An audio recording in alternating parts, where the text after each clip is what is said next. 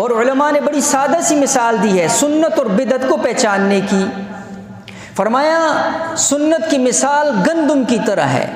گندم چاہے وہ یہاں پنجاب کی ہو، سندھ کی ہو، بلوچستان کی ہو، KPK کی ہو یا دنیا کے کسی کونے کی ہو، گندم کا رنگ اور اس کا عام طور پر ذائقہ اور سائز، یہ چیزیں جو ہیں وہ آپس میں ملتی ہوئی ہوں گی، ایک جیسی ہوں گی۔ لیکن جو گندم کی جڑی بوٹیاں ہیں یہ ہر علاقے کے اعتبار سے مختلف ہوتی ہیں۔ یہاں کی جڑی بوٹی اور ہوتی ہے، سندھ میں اور طرح کی ہوتی ہے، بلوچستان میں اور طرح کی ہوتی ہے۔ تو علماء نے لکھا سنت کی مثال گندم کی طرح ہے۔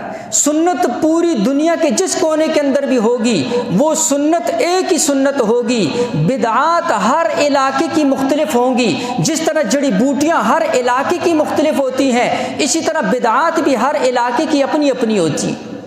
رسم و رواج ہر علاقے کے اپنے اپنے ہوتے ہیں اور سنت ایک ہی ہوتی ہے۔